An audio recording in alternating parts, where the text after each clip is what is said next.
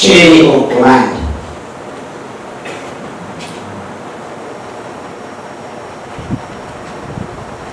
Kwa mujibu wa taratibu za kijeshi,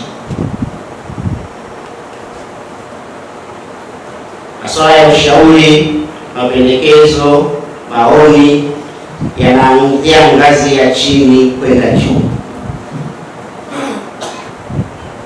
Kuna jambo, kuna kiongozi wako anayefuata. Ikifika kwake, inakwenda kwa kiongozi mwingine wa juu yake, inaenda kwa staff officer, inaenda kwa mkuu wa gereza, inakwenda kwa RPO, hatimaye inafika makao makuu au mamlaka za juu zaidi. Na kutoka nia natoka maelekezo vivyo hivyo yanatolewa na mkuu wa jeshi au kiongozi yote wa juu, yatashuka chini mpaka kwa mtekelezaji wa mwisho. Kiutaratibu majeshini lazima tufuate mfumo huo.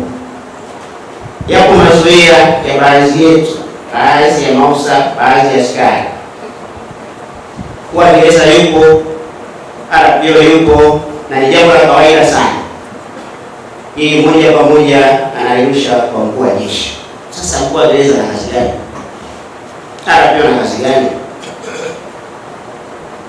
Hata nilipika makao makuu wakati nje kwa mkuu wa jeshi kwa kamishna akiangalia na sema hili si kwa staff officer tu kwa gereza. Hili si ilikuwa lishe kwa mkuu wa gereza. Ili RPO singemaliza tu. Mengi sana. Tunapokea mengi sana ambayo ukiachuja kama tungefuata utaratibu wa chini ukomandi, mengi tunaweza kuyamaliza kwa ngazi za chini, ngazi ya gereza au ngazi ya mkoa.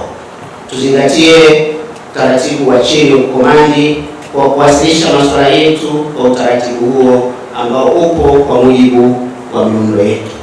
Mkuu wa jeshi alitoa kauli hiyo tarehe 21 mwezi wa 8 mwaka 2024 saa 2:30 asubuhi, wakati akitoa hotuba kwa watumishi wa jeshi alipofanya ziara ya kikazi jijini Dar es Salaam. La kujiuliza ni kwa namna gani kauli hiyo inatekelezwa kwa vitendo huko vituoni, na kama inatekelezwa kwa kulegalega kwa baadhi ya vituo, ni nini kinasababisha? Kimsingi majibu sina, unayo mwenyewe.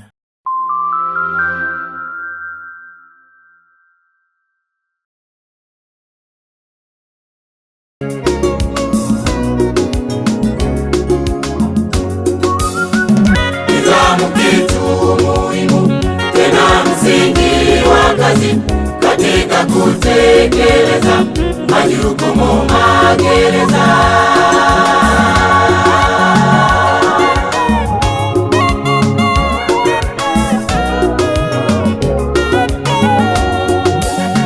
Nidhamu kitu tena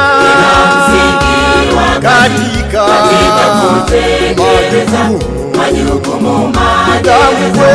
Nidhamu kitu tena msingi wa katika kutekeleza